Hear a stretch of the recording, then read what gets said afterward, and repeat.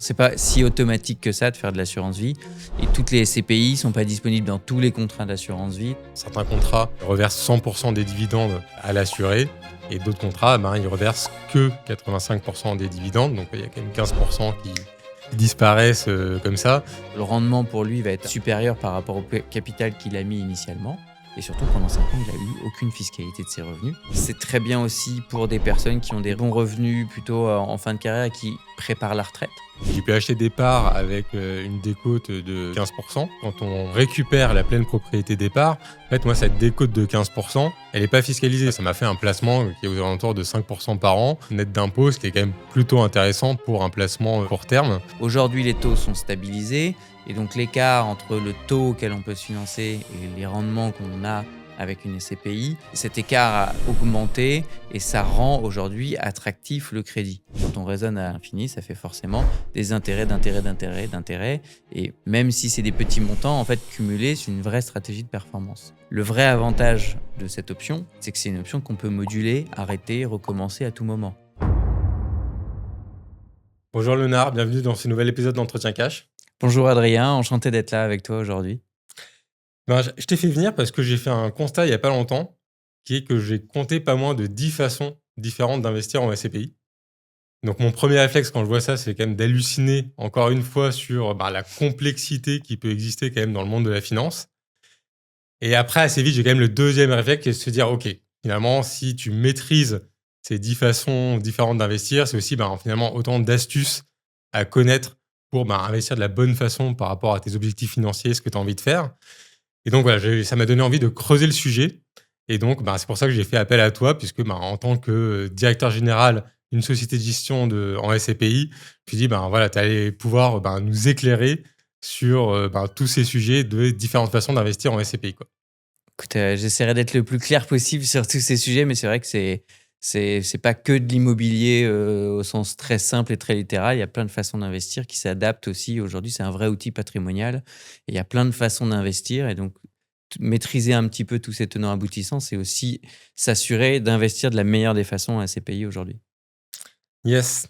Et peut-être, avant de rentrer dans le vif du sujet, si tu peux peut-être nous dire deux mots sur la société de gestion Epsicaprem que tu représentes aujourd'hui, quoi. Ouais, avec plaisir.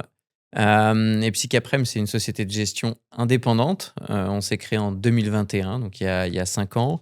Et à ce moment-là, on a lancé notre première SCPI qui est Epsicap Nano, qui est une SCPI qui a pour stratégie d'investissement principale d'aller chercher des actifs qu'on a appelés small cap, qui sont des actifs entre 1 et 10 millions d'euros généralement. Donc l'idée, c'était de rester plutôt sur des petits objets immobiliers, des plus petits objets immobiliers que la période qui nous a précédé dans laquelle les sociétés de gestion se concentraient sur des gros actifs.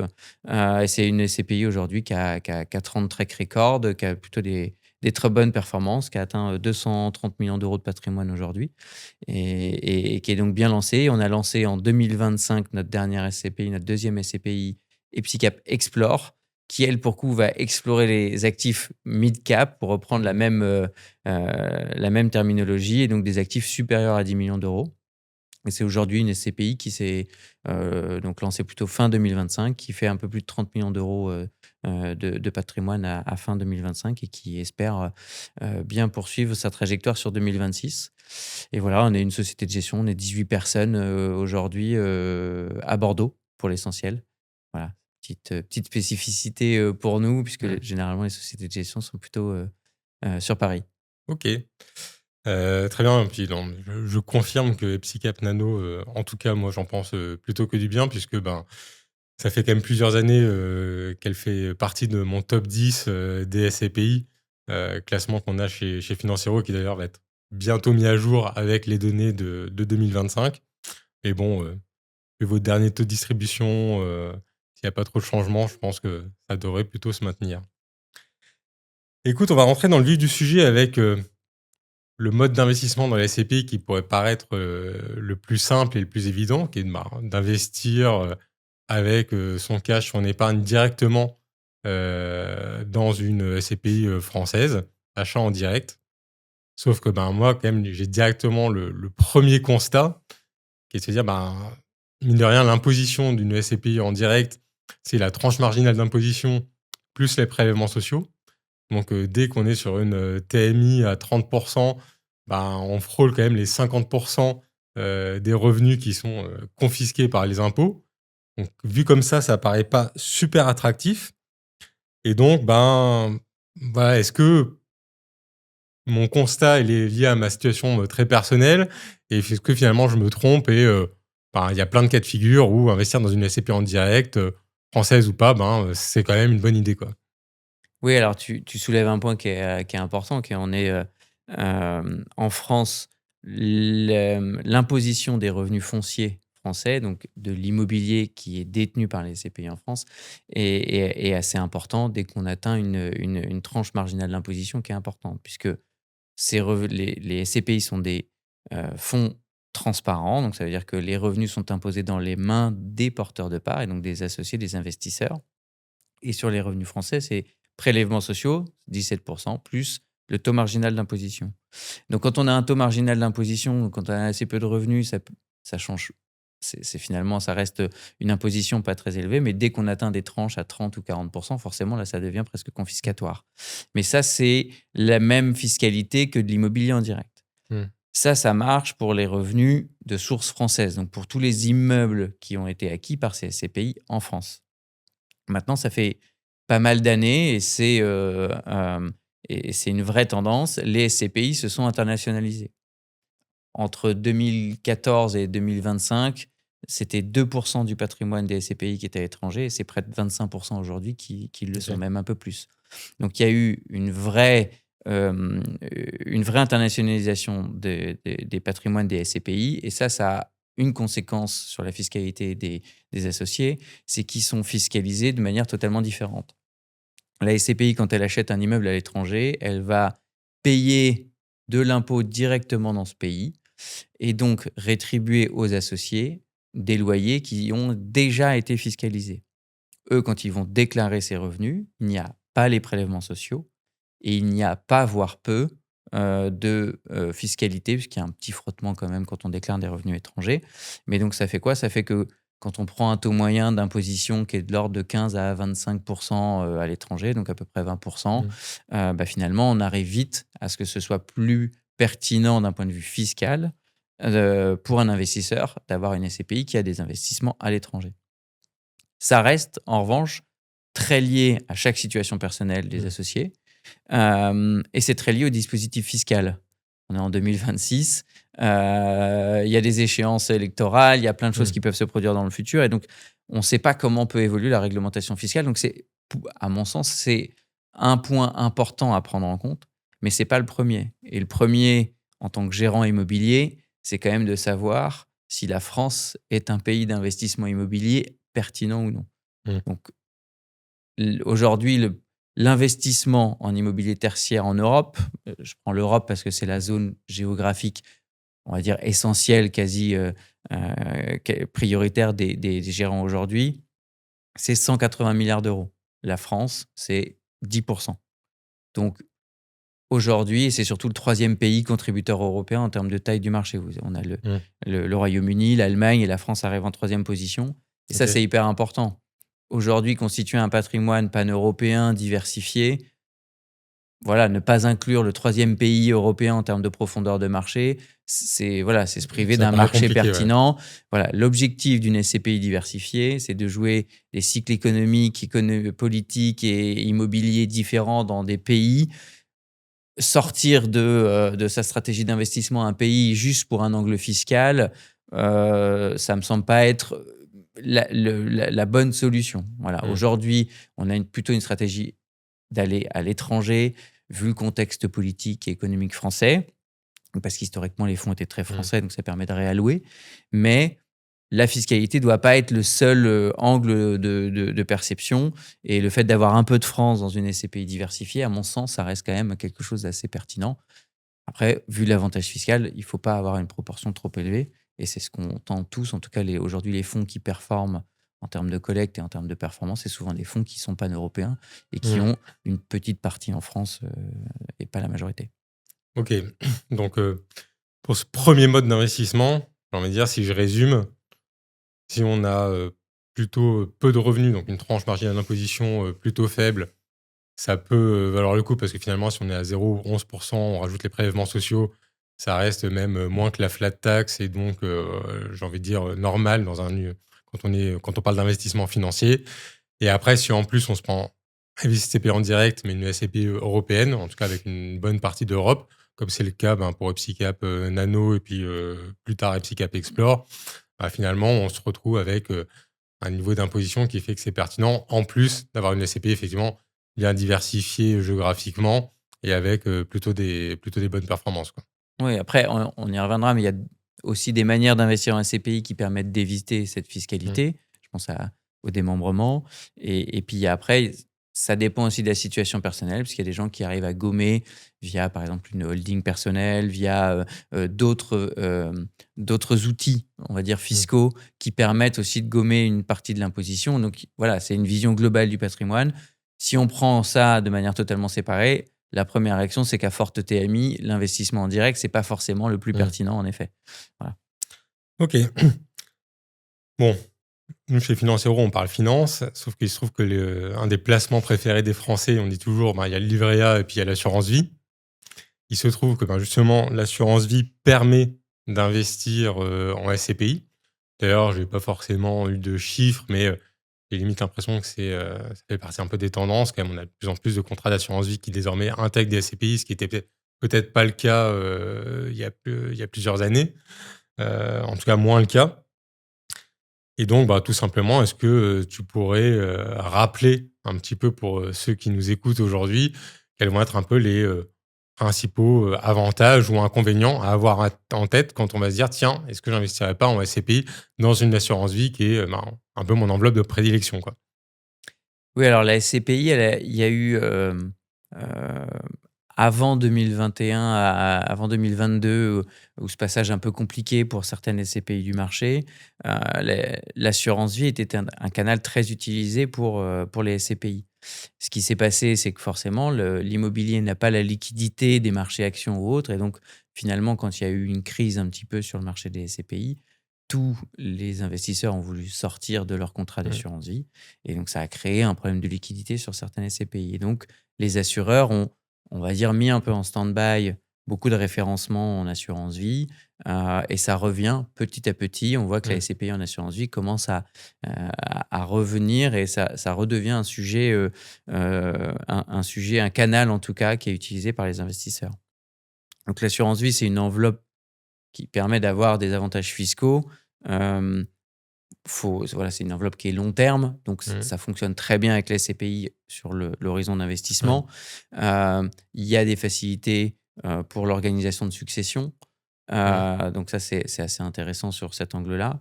Mmh. Et c'est l'assureur qui porte le risque de liquidité. Donc quand on investit en SCPI, quand on souscrit dans une SCPI en direct, on devient associé de la SCPI et pour sortir, il faut que quelqu'un d'autre rentre, donc Mmh. quelqu'un d'autre souscrive. Dans l'assurance vie, ça ne fonctionne pas comme ça parce que c'est l'assureur qui va garantir la sortie et c'est l'assureur qui lui-même est souscripteur de la SCPI. Donc il va vous faire sortir de votre contrat et lui va se charger d'aller sortir de la SCPI. Donc s'il n'y a personne Mmh. en face, lui va garder cette position dans quelque temps, mais c'est lui qui va vous garantir la liquidité. Donc ça, c'est des avantages qui sont assez connus et assez utilisés du Mmh. public français. Après, ça dépend encore une fois de pas mal de choses. Un, de la situation personnelle, parce que des fois, l'avantage fiscal, il est gommé par d'autres aspects des contrats d'assurance vie. Il y a des contrats qui ne font pas remonter l'intégralité de la performance de la Mmh. SCPI, où ils gardent une partie en rémunération. Vous avez des frais du contrat, donc l'enveloppe elle-même est gérée par l'assureur, et donc lui prend des frais, il est forcément Mmh. rémunéré pour cette gestion. Et donc, in fine, selon voilà, la situation patrimoniale et fiscale de chacun, le fait d'investir en assurance vie peut avoir un sens ou, à l'inverse, peut avoir moins de sens qu'une souscription en direct ou d'autres manières encore d'investir. Et donc là, encore une fois, ça dépend de la situation personnelle de chacun. OK. Et des contrats qui sont proposés par les Mmh. assureurs qui sont assez spécifiques aussi, où il y a des petites lignes un petit peu où il faut Ouais, faire ça, attention. on les connaît bien, les petites lignes. Et d'ailleurs, c'est vrai, je rebondis sur ça. Typiquement, on a un article sur Financiero, on essaie d'identifier les meilleures assurances vie pour investir en SCPI. Et c'est vrai que parmi les critères qu'on garde, il y a certains contrats ils reversent 100% des dividendes à l'assuré. Et d'autres contrats, ils reversent que 85% des dividendes. Donc, il y a quand même 15% qui disparaissent comme ça.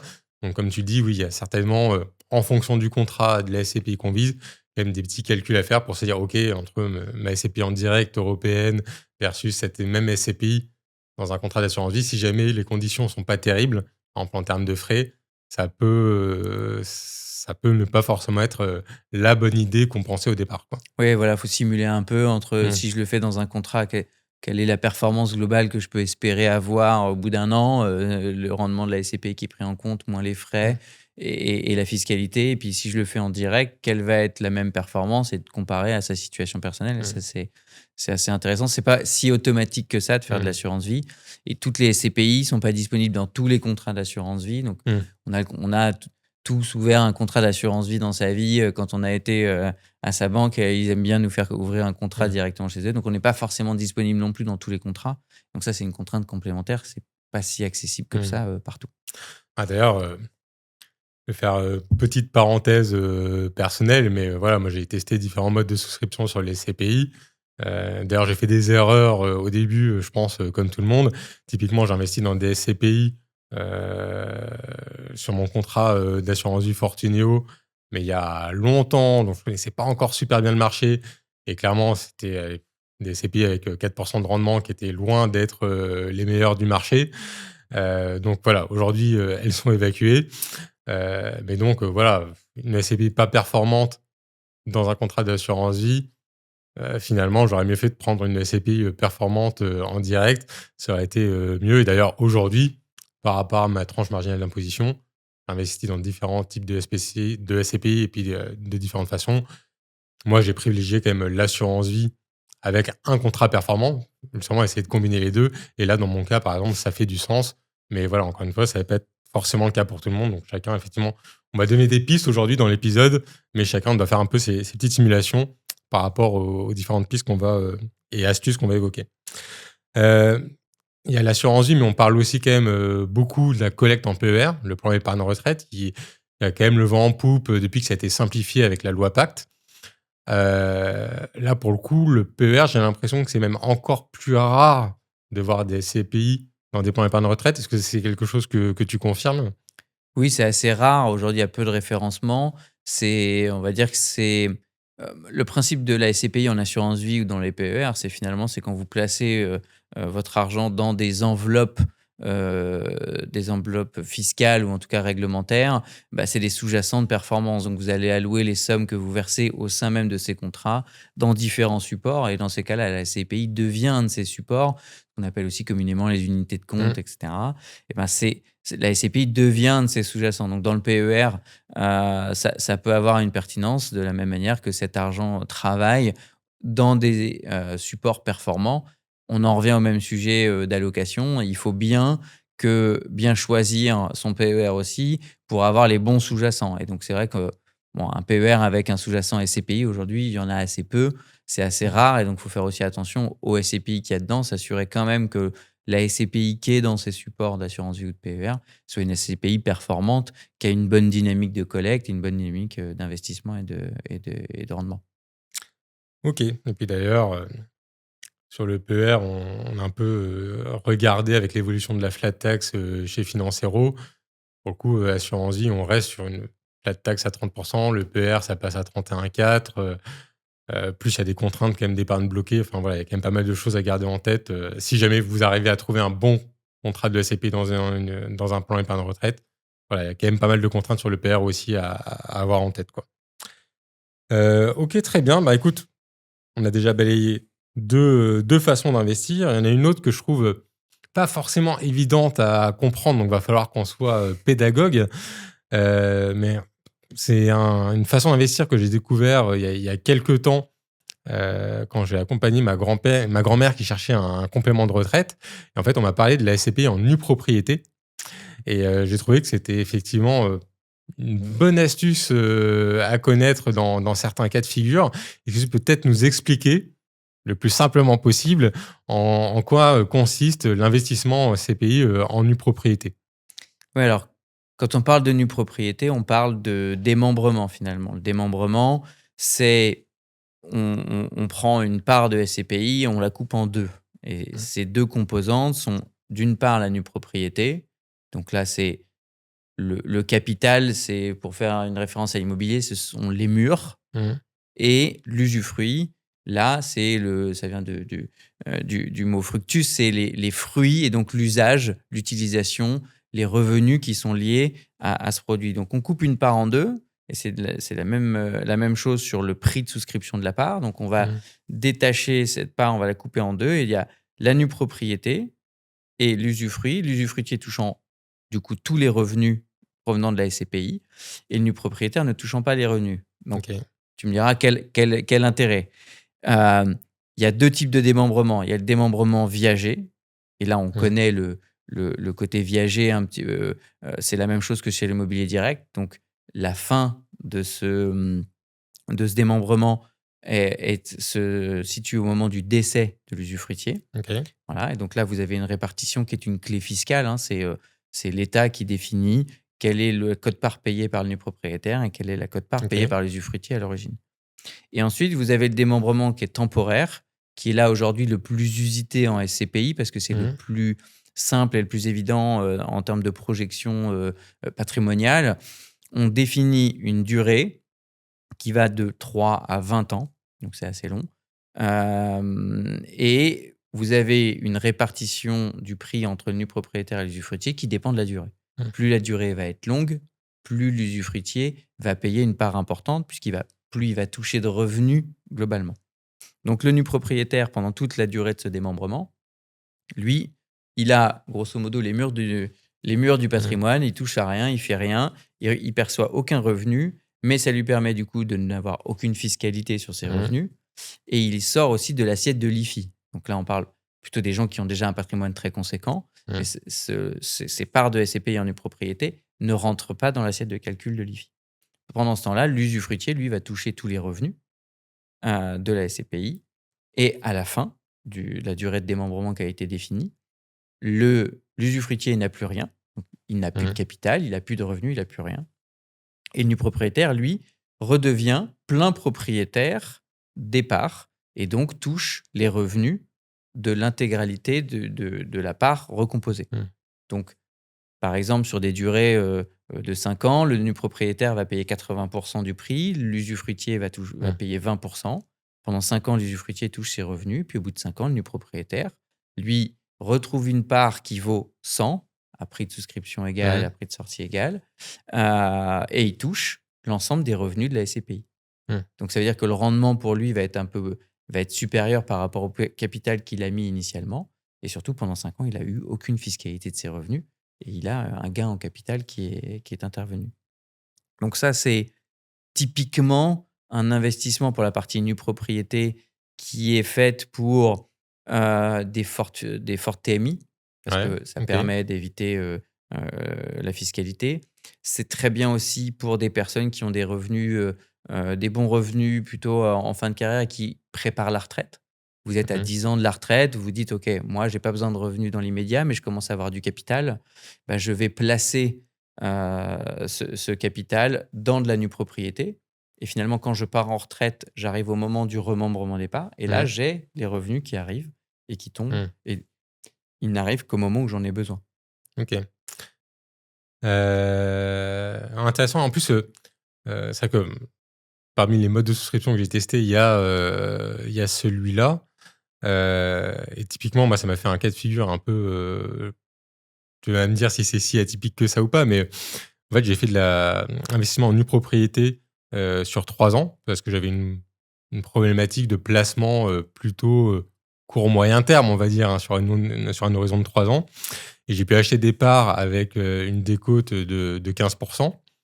Et en fait, d'ailleurs, l'autre point, je ne sais pas si tu l'as évoqué, que j'ai appris, c'est que en fait, quand on récupère la pleine propriété des parts, en fait, moi, cette décote de 15, elle est pas fiscalisée. C'est pas considéré comme une plus-value, immobilière et donc en fait, c'est, quand on a payé 85 mais qu'on récupère 100 à la fin, bah, en fait, c'est 15 de plus-value nette d'impôts, quoi.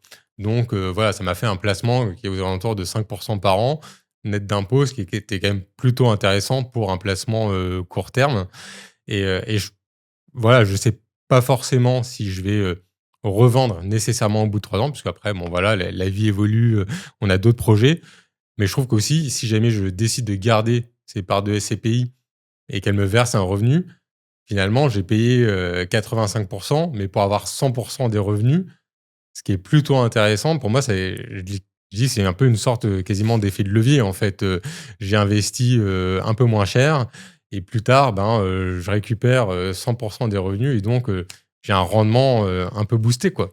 Oui, c'est ça, c'est hyper important. C'est le prix qui est pris en compte dans le calcul d'une éventuelle plus-value, c'est le prix de la pleine propriété au moment de l'investissement. Donc, comme tu dis, tu n'es pas fiscalisé sur la différence entre ton prix de cession et les 85 que tu as Mmh. payés, mais avec les 100 de valeur initiale. Donc, Mmh. ça te permet d'avoir véritablement, à la sortie de ton démembrement, zéro fiscalité à payer et finalement, tu commences à avoir de la fiscalité qu'à partir du moment où tu restes plein propriétaire. Mmh. Donc, tu as à la fois un peu d'effet de levier parce que ta performance, elle s'est faite en capital. Et puis après, si tu ramènes ça au capital de départ, forcément, les revenus que tu touches sur les 100, bah, vu que toi, tu n'as payé que 85, le taux de distribution de la SCPI pour toi, il est finalement supérieur au Mmh. taux de distribution qui est affiché parce que tu as payé moins cher.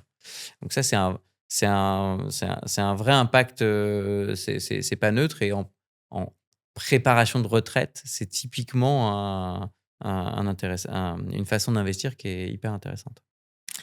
Petite OK. précision, Ouais. les clés de démembrement, c'est là pour le coup, quand on est en démembrement temporaire, Mmh. elles sont spécifiques à chaque société de gestion. Donc c'est OK. pas, il y a pas une clé que tout le monde utilise. Donc il y a des fonds qui sont plus ou moins performants là-dessus, en termes de clés, plus ou moins attractifs, plutôt pour le nu propriétaire ou l'usufruitier. Donc c'est quelque chose qui est à regarder aussi. Il faut faire attention à la clé qui est retenue par la société de gestion. Bah, d'ailleurs, concrètement, vous, votre clé de répartition, elle est intéressante, pas intéressante? Où est-ce qu'on peut la retrouver? Alors nous, on peut la retrouver directement sur notre plateforme. OK. Elle est aussi publiée sur notre site, et on fait partie des clés plutôt intéressantes pour les nus propriétaires sur le marché. OK. Très bien. Bah, d'ailleurs, tu pourras peut-être me filer le lien, puis on le mettra en description Ouais, de la exactement, ouais. vidéo, si ça intéresse, certains.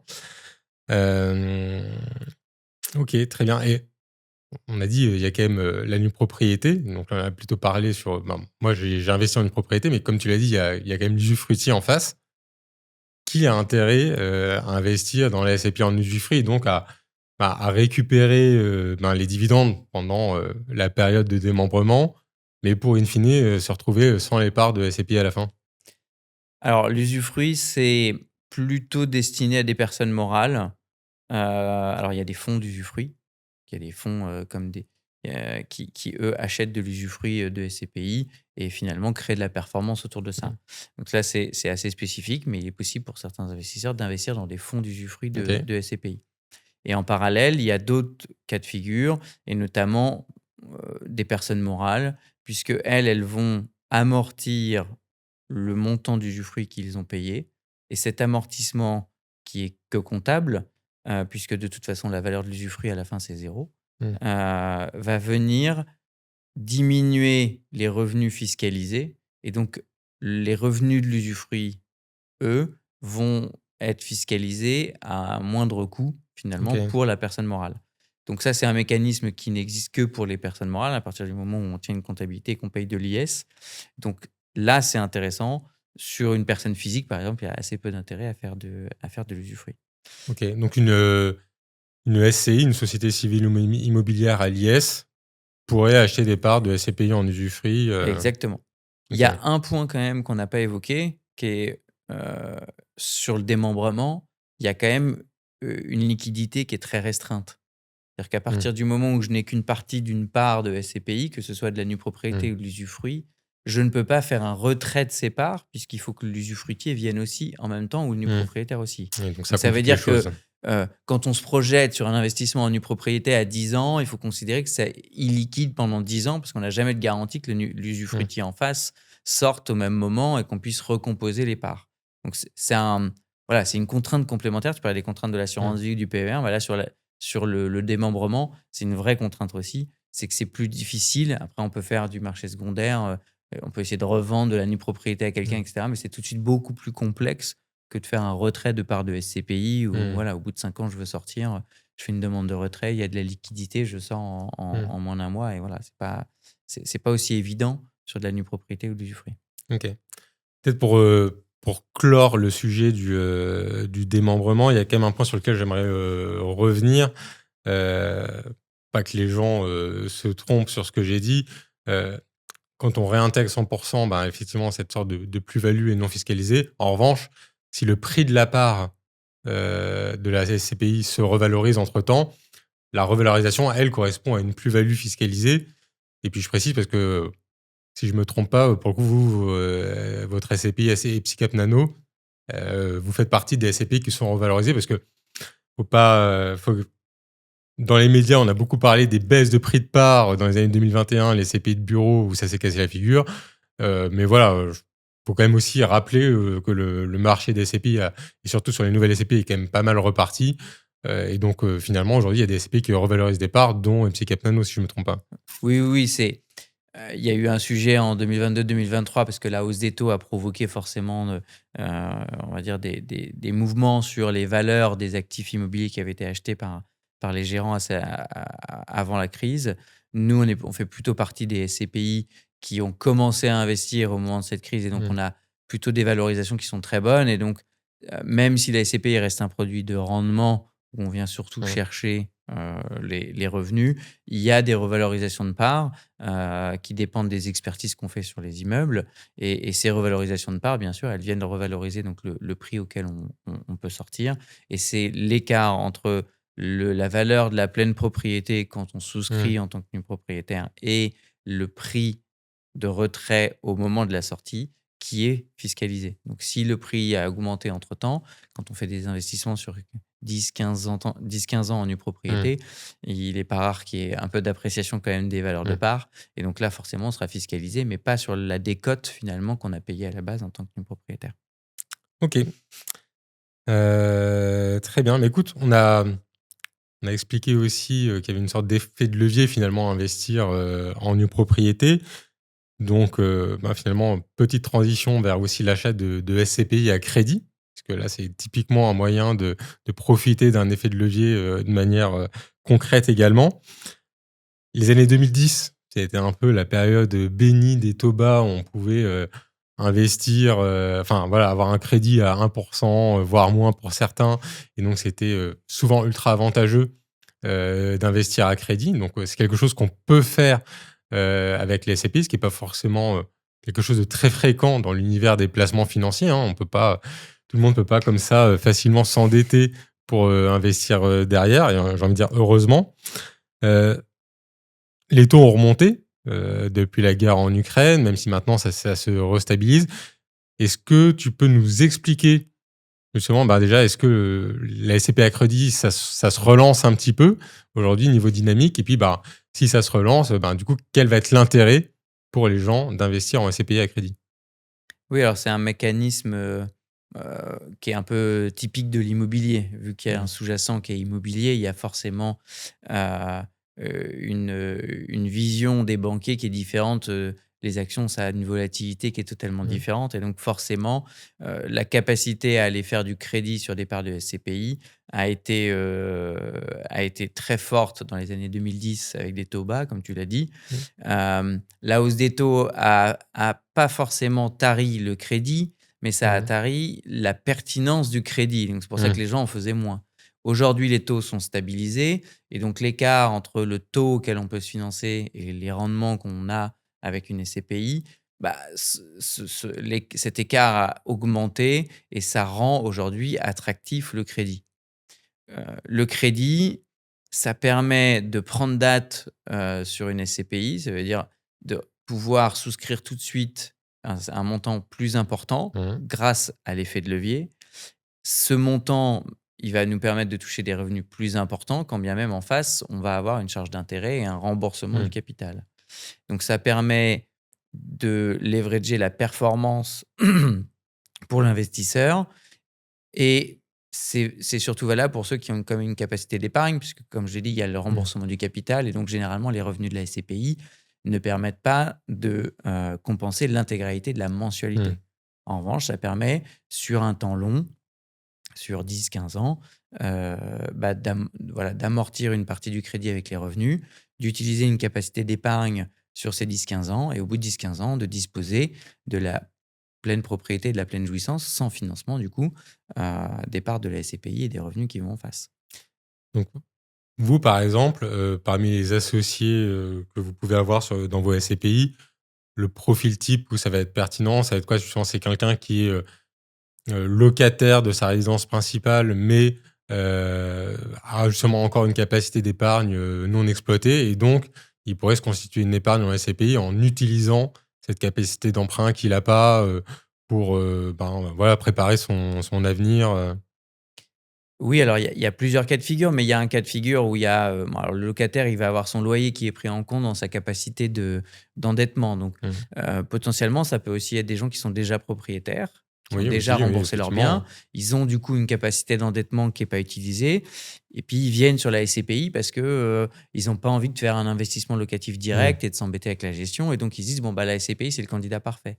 Bah, utiliser cette capacité de financement qu'ils ont sur de la souscription à crédit, c'est quelque chose qui fonctionne très bien. Donc là, ça va être vraiment un cas d'usage, parfait de j'utilise ma capacité d'endettement sur des parts de SCPI plutôt que sur de l'immobilier direct que je veux pas gérer. Donc ça fonctionne bien. Ce qu'il faut bien voir aussi, c'est qu'en face, les intérêts qui sont payés au titre de ce crédit, ils vont pouvoir venir diminuer les revenus de la SCPI qu'on va déclarer et OK. donc ça va venir gommer une partie de la fiscalité, qu'on va avoir sur les revenus des SCPI. OK, ouais, donc il y a un côté avantage, d'un point de vue fiscal qui est intéressant, on va dire, pour la période où il y a le crédit qui court, Exactement, puisque ça va venir réduire l'assiette d'imposition et donc ça va être plus intéressant. OK et puis, ben, comme on l'a dit pour la nue-propriété, le fait qu'on peut commencer avec finalement un apport minimal, mais en revanche, le moment où tout a été remboursé, ben, voilà, on a un rendement qui, d'une certaine manière, a été, décuplé grâce à l'effet de levier et donc, voilà, profiter d'un revenu, qui est, on va dire, pas forcément en relation directe avec l'argent qu'on a mis directement, quoi. Ouais, c'est ça, c'est finalement, le montant qu'on va souscrire à crédit, il dépend à la fois de l'apport, de la capacité, d'endettement, et de la capacité de remboursement qu'on veut mettre. Voilà, on peut aussi, avoir un plus gros apport pour, espérer que les revenus couvrent Mmh. l'intégralité des mensualités. On peut avoir zéro apport dans certains cas, il y a certaines banques qui l'acceptent. Donc il y a, voilà, il y a différents financements qui sont disponibles. Il y a différentes banques qui prêtent sur ce sujet-là et en même temps, ça dépend, voilà, après des des capacités financières de chacun, chaque Mmh. mois et cetera. Ça d'ailleurs, sur le forum de Financero et puis même en discutant, avec des amis qui étaient intéressés par les SCPI à crédit, mine de rien, ils avaient, pas forcément eu de répondant de la part de leur banque, principale. Par exemple, il y a certaines banques qui disaient: «Mais, non, non, nous l'investissement à crédit en SCPI, on fait pas» ou, sinon ils balancent des taux qui sont, prohibitifs, quoi.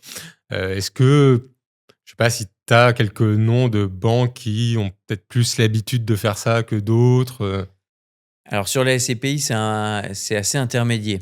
Je m'explique, en fait, quand vous allez voir votre banque, à titre perso, généralement, ces banques, elles avaient historiquement leur propre SCPI et Mmh, donc quand on allait les voir, elles disaient: «Ah mais si vous voulez, vous faites un crédit, puis vous faites la SCPI maison». mmh, Bon, aujourd'hui, c'est généralement, ce sont des SCPI qui sont, moins performantes, mmh. moins actives, Je et confirme, donc ouais. moins proposées par les conseillers bancaires.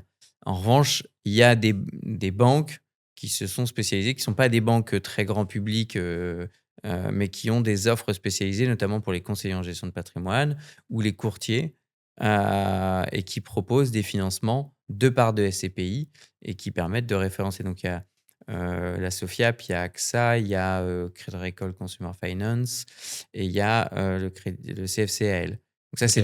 c'est des financeurs, mais qui sont finalement assez où les gens qui regarderont cette vidéo, je pense, connaissent assez peu et Mmh, donc le meilleur canal pour venir souscrire à crédit sont les conseillers en gestion de patrimoine. OK, très clair.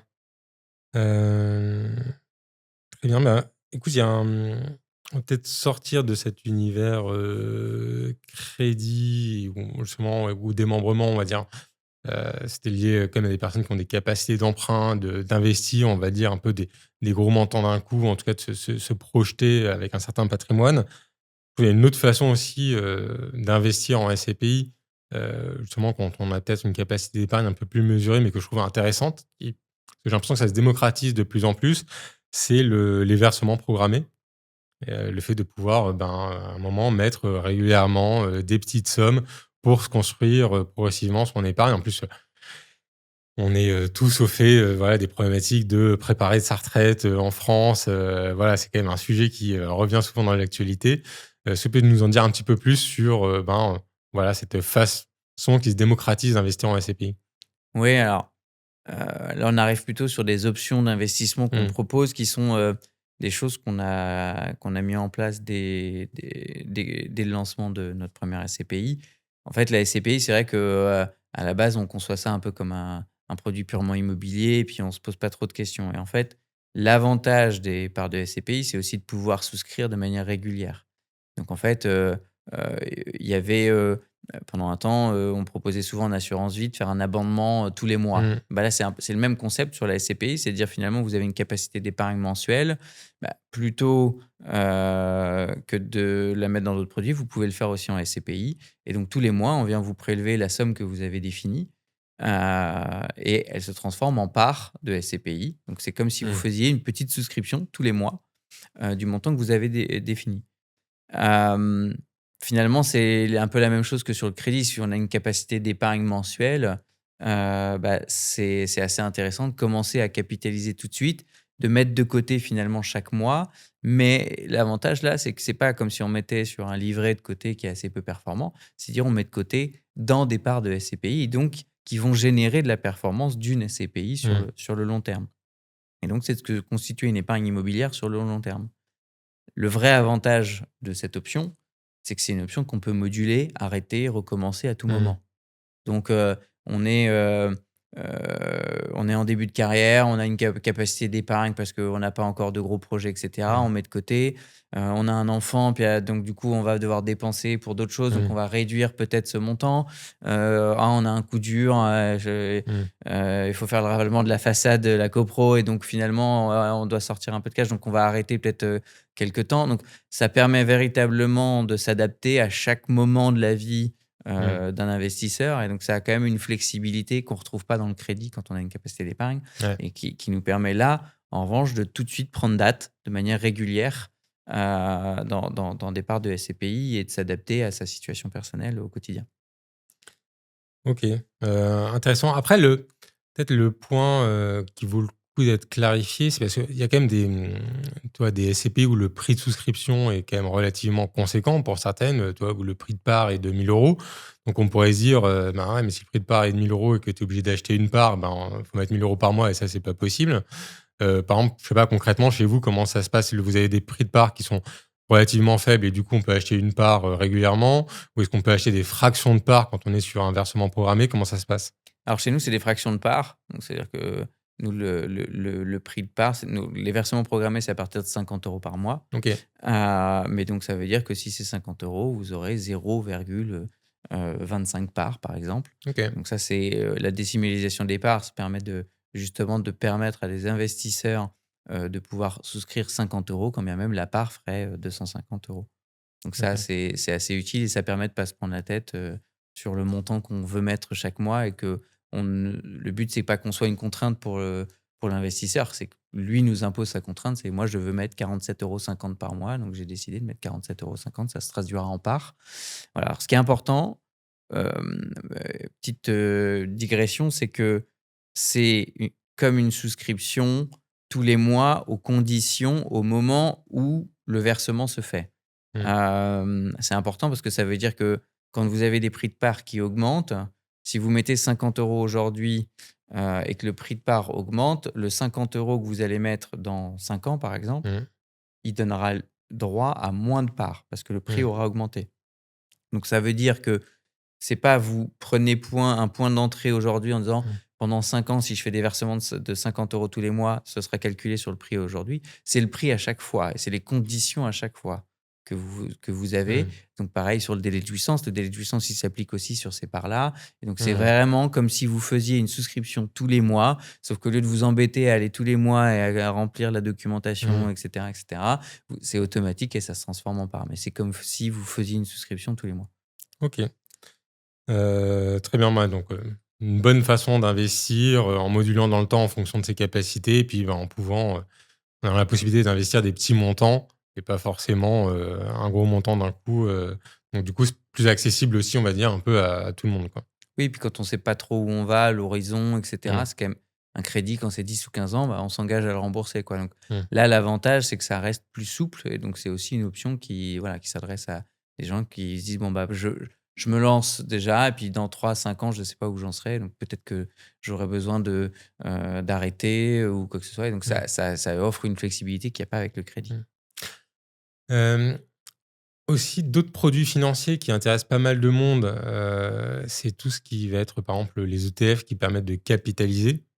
Donc par exemple, peut-être pour réexpliquer pour les gens qui nous écoutent, par exemple, quand on a un ETF du CAC 40, on peut choisir, d'acheter cet ETF qui va distribuer les dividendes et après, à chacun de faire ce qu'il veut avec ces dividendes-là, s'il veut chercher un rendement. Et après, il y a des ETF capitalisants qui vont automatiquement réintégrer les dividendes pour acheter, ben, les actions et donc ça va le faire grandir le capital. Donc ça permet, ben, notamment de profiter, on va dire, de manière assez simple de ce qu'on appelle les intérêts composés et donc, bah, quand on investit, depuis longtemps, bah, voilà, ça permet de faire, fructifier le capital de plus en plus. Est-ce que c'est quelque chose que vous proposez ou qui se voit sur le marché des SCPI de pouvoir automatiquement réinvestir les dividendes, dans les prix de part? Parce que, ben, comme tu l'as dit, souvent les SCPI, c'est des placements de long terme. On se positionne à 20 ans, on dit souvent en moyenne. Ben, voilà, pouvoir réinvestir les dividendes régulièrement, dans des parts, de SCPI tant qu'on n'est pas à la retraite, bah, ça peut être super intéressant, quoi. Ça, c'est une option qui est très intéressante, oui, en effet, qu'on propose. Ce qu'on appelle le réinvestissement des dividendes. Donc en fait, c'est une modalité qui nous permet plutôt que de toucher les revenus chaque mois quand on n'a pas besoin de revenus immédiats, Mmh. de les réinvestir tout de suite en parts. Donc de la même manière que pour, un versement programmé où il y avait 50 € qui se transformaient en une fraction de part, bah là, le dividende qui est versé par la SCPI chaque mois, au lieu de vous le verser sur votre compte et que vous refassiez une souscription du montant que vous avez touché parce que vous n'avez pas besoin de ces revenus, ils sont automatiquement capitalisés dans la SCPI. Donc là, ça permet, comme tu le dis, de profiter des intérêts composés. Donc ces intérêts qu'on n'a pas perçus vont être retransformés en parts de SCPI et vont eux-mêmes générer des intérêts. Et donc Mmh. quand on raisonne à l'infini, ça fait forcément des intérêts, d'intérêts, d'intérêts, d'intérêts. Et même si c'est des petits montants, en fait, cumulés sur une durée assez longue, c'est une vraie stratégie patrimoniale et c'est une vraie stratégie de performance. Donc là, ça, c'est une vraie option. Chez nous, elle est modulable. On peut choisir de réinvestir tout ou partie. OK. On peut se dire: «Bon, bah, voilà, moi, cette SCPI, elle me permet d'avoir des dividendes de, 200 € par mois. Or, je veux quand même toucher un peu de complément de revenus, mais pas leur intégralité». Donc je vais dire: «Je vais réinvestir 50 de ces dividendes et je vais toucher seulement les 50 restants». Les 100 € finalement correspondant à la quote-part est réinvesti. Donc j'ai généré 100 € d'épargne et puis 100 € de revenus sur le mois. Donc ça, c'est une vraie, pareil stratégie, d'adéquation entre mon besoin réel et ce que me permet d'avoir comme performance la SCPI. Faut bien noter que cette quote-part, elle permet aussi de payer les impôts sur les revenus. On l'a dit Mmh. au début, on paye les prélèvements sociaux, on paye, Mmh. la TMI ou après on a quand même Mmh. potentiellement une petite fiscalité sur certaines SCPI européennes en fonction des pays, on peut avoir un petit frottement. Une fois qu'on a fait nos calculs de quelle est la fiscalité qu'on va payer, puisque ces dividendes, quand bien même ils sont réinvestis, ils sont quand même considérés comme distribués. C'est-à-dire qu'on est quand Mmh. même fiscalisé sur ces revenus. OK. Donc ça ne permet pas d'échapper à la fiscalité des revenus. En revanche, ça permet de réinvestir et de réinvestir dans de la performance. Donc ça, on peut dire, voilà, j'ai une TMI à 30 comme tu Mmh. prenais, exemple, plus 17 donc je vais avoir 47 donc finalement, je ne vais réinvestir que 53 de mes dividendes et je touche tous les mois le solde qui me permettra à la fin de l'année de payer mon impôt à l'État. Sans avoir à ressortir d'argent, on va dire, de sa Exactement, poche sinon et ça qu'elle te demande un soit, effort d'épargne que de dire mmh, bah, ma fiscalité, je vais moi la payer, quand bien même j'ai réinvesti 100%. OK. Non, cool, c'est vrai que ça je savais pas qu'il y avait ce niveau de souplesse, on va dire, à ce point-là, de pouvoir, choisir la part qu'on se reverse, donc vraiment pas mal. Hem, Peut-être dernier sujet, j'ai gardé, pas forcément le meilleur pour la fin, mais justement peut-être le plus, atypique. On va pas rentrer dans le détail, mais je sais que voilà, il y a souvent parfois des personnes qui viennent nous voir, qui ont des situations un peu complexes parce que ils ont, une SARL, une holding, donc voilà, ils vont, avoir des sociétés, on va dire, qui leur permettent aussi de gérer leur patrimoine et donc parfois ils se posent la question de: «J'investis, moi en tant que particulier ou au travers de ma société». Est-ce que c'est quelque chose qui se fait, fréquemment, facilement en SCPI ou pas? C'est quoi un peu, tu as 2-3 insights ou, choses à garder en tête? Oui, beh, c'est aussi facile de souscrire avec une holding qu'on a créée qu'à titre personnel ou autre. Là, ça dépend de la constitution patrimoniale du patrimoine, de l'organisation, on va dire, des actifs aussi et du patrimoine des investisseurs. Donc, c'est intéressant potentiellement pour certains de créer une holding. Ça a un coût aussi de créer une holding, donc il faut avoir, Mmh. voilà, ça permet dans certains cas, d'optimiser la fiscalité. Donc quand on a une forte TMI, ça peut aussi permettre d'optimiser. Donc il peut y avoir un intérêt à créer une SCI à l'IS, pour, y loger de la SCPI. C'est des produits long terme, donc c'est voilà, ça dépend là pour le coup, c'est une structuration qui dépend de chacun, Mmh. mais aujourd'hui il y a pas de contrainte, entre, une SCI patrimoniale ou investir en direct. Pour investir en SCPI, on peut faire les 2. Donc là pour le coup, c'est un choix et une stratégie patrimoniale, spécifique à chacun mais qui est aujourd'hui accessible, pour toutes les CPI. OK. Bon, bah, écoute, très bien. Écoute, je pense qu'on a balayé un bon nombre de façons différentes et variées d'investir en SCPI qui vont, je pense, matcher avec, finalement pas mal de profils et d'objectifs, financiers différents. Ouais, ouais, je pense que il faut pas voir chaque possibilité, de manière totalement indépendante. Mmh. Nous, aujourd'hui, c'est quelque chose sur lequel on travaille qui devrait sortir, très, très prochainement. On travaille sur des packs d'options. Par exemple, l'épargne programmée peut, très bien se marier avec du réinvestissement de dividendes. Mmh. Donc chaque mois, je mets un peu d'épargne de côté en part de SCPI et puis je réinvestis les revenus et donc Mmh. finalement, on a fait les simulations et à des horizons de 10-15 ans, avec les rendements que proposent les SCPI aujourd'hui, bah, on a quasi le même effet patrimonial que si on faisait du crédit.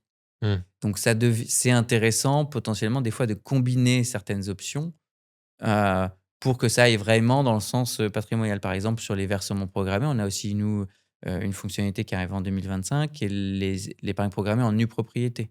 OK. Donc je fais une souscription en nue propriété à 10 ans et puis je mets en place, un prélèvement mensuel, d'un certain montant et chaque année, ça va venir enlever 1 an de la durée pour que tout Mmh. se remembre la 10e année. Et Mmh. donc là, on a profité à la fois de l'effet de la nue propriété et puis l'effet de la constitution patrimoniale sur, Mmh. chaque mois et donc c'est plutôt, dans certains cas, un ensemble d'options qui vont répondre à des stratégies patrimoniales spécifiques à chacun et donc Mmh. là, nous, ce qu'on travaille, c'est justement de dire: «Vous avez plutôt telle stratégie, pensez éventuellement à toutes ces façons de souscrire ou toutes ces options qui vont véritablement vous permettre de répondre avec la parfaite adéquation avec Mmh. ce que vous souhaitez faire. Et ça, c'est le plus important, c'est qu'aujourd'hui, la SCPI, c'est pas juste faire de l'immobilier. Et donc, c'est beaucoup plus souple que de l'immobilier direct aussi en ce sens. C'est que ça permet de s'adapter de manière plus fine à chaque étape de la vie et à chaque stratégie patrimoniale Mmh. avec cet ensemble de façons de souscrire et cet ensemble d'options euh, qu'on peut mettre en place. Ah non, je te rejoins complètement, ça revient un peu sur ce qu'on a évoqué, sur ce que j'ai évoqué dans l'épisode sur, mes investissements perso, où finalement d'un côté j'ai un investissement en nue propriété à 3 ans pour faire fructifier un capital à court terme et de l'autre des versements, programmés de SCPI en assurance vie pour, ben voilà, préparer la retraite à, bien plus long terme, quoi. Voilà, exactement. Donc on peut combiner les deux. Chaque enveloppe, chaque option s'adapte à une stratégie patrimoniale, à une façon de voir son patrimoine et une façon d'anticiper le futur. Donc, voilà, c'est assez souple. Et aujourd'hui, c'est un produit, je pense, qui est bien dans l'air du temps sur cet angle-là.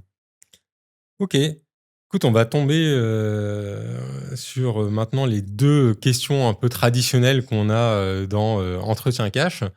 La première, parce que on adore tout ce qui touche à l'alignement d'intérêts dans les produits financiers, comme un peu gage de performance.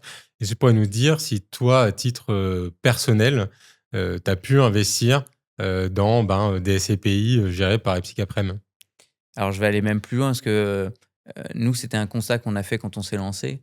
C'est que l'alignement d'intérêts dont tu parles, c'était une pratique qui était très usitée dans les fonds de private equity ou autres, mais c'était quelque chose qui était très, très peu déployé sur les SCPI. Et donc, quand on s'est lancé, on a fait partie des rares sociétés de gestion où il y avait un alignement d'intérêts entre, les fondateurs de la société de gestion, et les investisseurs, qu'on accueillait dans les SCPI. Donc aujourd'hui, sur nos 2 fonds, nous, l'ensemble des collaborateurs et dirigeants des Psychaprem, on a à peu près 5 millions d'euros. Ok. Alors, c'est essentiellement András Boros, mon associé, qui est le président de la société de gestion, qui a contribué à cet alignement d'intérêts. Mais après, moi, j'ai une petite exposition. Il y a d'autres collaborateurs aussi très investis dans le fonds. Et peu importe leur métier dans la société de gestion. Donc, on a des gens du back-office, des gens de l'asset management, de l'investissement, de la gestion. Et ça, c'est un vrai gage pour nous de qualité. C'est que quand et on le dit, c'est quand on gère l'argent de nos investisseurs, puisqu'à la fin, c'est ce qu'on fait quand Mm. même. On a une obligation fiduciaire.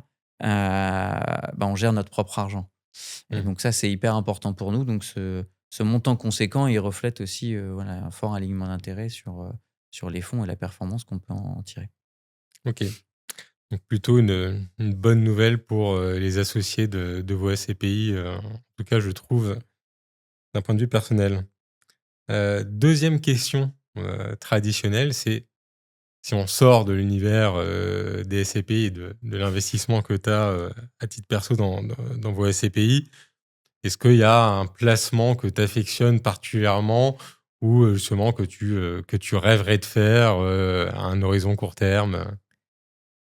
Alors, ce qui est difficile dans notre métier, c'est que nous, on est finalement, on est des investisseurs qui aimons le tangible. On passe notre journée à regarder des biens immobiliers, et cetera. Donc, on se projette, on a besoin de concrétiser un petit peu l'investissement qu'on fait. Donc, c'est vrai que j'aurais plutôt pas tendance à aller sur les crypto-monnaies, et cetera. Parce que pour le coup, c'est quelque chose d'hyper peu concret pour nous. Mmh. Donc, moi, aujourd'hui, je mets un peu tous mes œufs dans le même panier, mais je mets dans mes fonds, parce que, voilà, je sais que je me débrouille pour sortir la meilleure performance que je peux et que je ne pourrais pas être déçu de moi-même. En tout Mmh. cas, je sais ce que je donne au quotidien pour essayer de sortir le max de performance. Donc j'ai pas de produit un peu favori, un peu chouchou. Mmh. Et je pense qu'aujourd'hui, surtout dans le contexte actuel dans lequel on est surtout ces derniers jours, euh, les incertitudes et la volatilité font que c'est très difficile aujourd'hui, je trouve, d'évaluer ce qu'on peut espérer, ce qu'on veut, et une vraie stratégie d'investissement. Je pense que la clé aujourd'hui dans l'investissement, c'est la diversification. Pas Mmh. que en SCPI, de manière générale, Mmh. c'est d'être diversifié. Ok, très bien. Bah écoute, merci beaucoup, Léonard, d'être venu pour cet épisode d'Entretien Cash. J'espère que il a permis aux gens d'y voir plus clair sur cette dizaine de façons d'investir en SCPI. Comme effectivement, en 1 heure, forcément, on n'a pu que effleurer chaque sujet, même si je pense qu'on est quand même pas mal rentré dans le détail. Sachez qu'évidemment, on a pas mal d'articles sur le site de Financiero qui vont permettre de creuser les différentes options si jamais ça vous intéresse. Évidemment, les gens vont pouvoir, si vous le souhaitez, commenter cet épisode et puis je pourrai y répondre moi-même ou les équipes d'Epsicap également, si jamais il y a des points précis que vous souhaitez creuser. Mais donc voilà, pensez évidemment toujours à vous abonner à notre chaîne. Donc, ça fait quand même maintenant plusieurs épisodes qu'on fait sur les SCPI et je pense que voilà, ça permet de creuser ce placement qu'en tout cas, moi, je trouve passionnant. Et donc, ben voilà, à bientôt pour un prochain épisode d'Entretien Cash. Bah, merci Adrien pour cette invitation et ravi d'avoir pu éclairer certaines personnes sur comment mieux souscrire en SCPI en 2026. Merci, à bientôt. À bientôt.